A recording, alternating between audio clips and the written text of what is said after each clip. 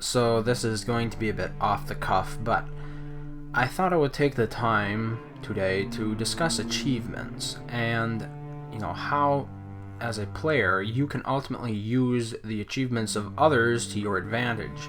While achievements may exist in the game primarily as a means of bragging rights or something to grind towards, they can be used by your opponents against you to help them determine what kind of player you are in the game, and what sort of researches you've completed, what kind of experience you have. So, if you took a look at what I have achieved in my achievements, what I've accomplished, you'll notice that I don't banquet at all. So, right off the bat, people will know that I got to where I was by means other than banqueting. So then they'll look at other things, like how many wolf lairs did you kill, how many bandits, how many AI castles. In my case, I only have a couple of wolf lair achievements. Both of them are iron, so it means that I obviously didn't go in for any AI killing. That's not how I got my honor. So that basically leaves the only source of honor to be passive for me. And players can use this. It is knowledge that can be gleaned simply by analyzing the metadata that is out there about other players. The data may not be readily apparent to the average player. It's something that the trained eye catches on to. But in my case, you can also determine other things. For example, I have Ballista Crazy, the iron achievement for that, which means that I do have ballistas in my villages, and that means that my parish likely has a ballista makers guild, or at least did at one time. This is more important in the early parts of the game, where you can really determine the player's relative level of military progress based largely upon their achievements. So, in my case, you can tell that I have Ballista Crazy, so I'll likely have ballistas in my castle, and you can factor that into account when choosing to attack me or not to attack me.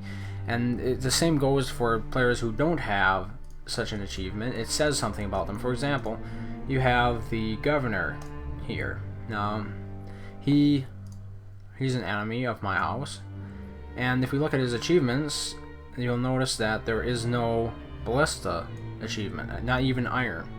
So either he's still in the process of building the ballistas guild, or building ballistas in his villages, or his villages are completely bereft of ballistas, meaning that if we position our catapults in a good way, we'll likely be able to attack him while incurring fewer losses. And these are all things you can use to your advantage. Another great source of information is, of course, the leaderboard. It gives the players points, and players' points depend upon the buildings they have built in their villages, the rank that they have attained, and the size of their castle. So if you monitor someone's points actively, and since the leaderboards, they don't update instantaneously, there's generally about an hour or 2 hours delay, you can tell if someone is actively building their castle more likely than not by jotting down the number of points they have on their player profile, and then jotting down the number of points that they have in the leaderboard and comparing them. And if they have moved up in points since the leaderboard last updated, they are most likely active and building their villages and building their castles. So that was basically what I wanted to get at, because there is a lot of information out there that simply people either won't look at or are not interested in taking the time to look at, and it can help you be a better player. I don't want to get too over analytical here, but for one thing, I found it hard to believe in this world, but I actually am ranked 140 just for capturing one village. So that's a relatively rare achievement in this world, considering it's a world of over 4,000 players. And I understand it's a small player base, but then you can look at other players and see how they got to where they are right now. For example, my faction general.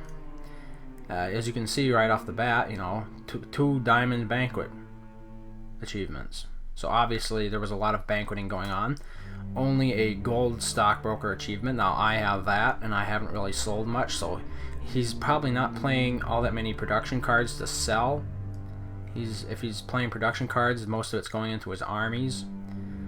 He has Feel the Heat Silver. He's obviously using pitch in his castle, so that's something to keep in mind when you attack.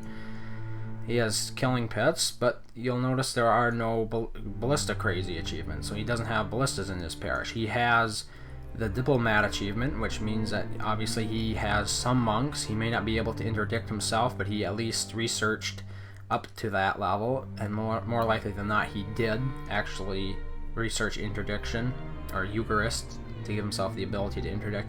So there was a lot you can glean just off of this passive metadata that the game collects about players and displays in the form of achievements, and of course the leaderboard.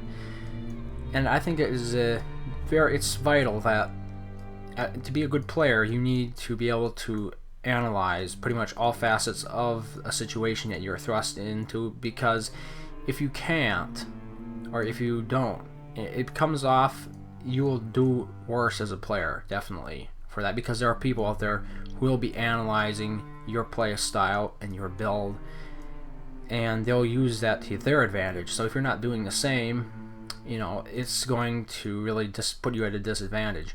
That said, achievements are most noticeable or most useful in the very early stages of a new world.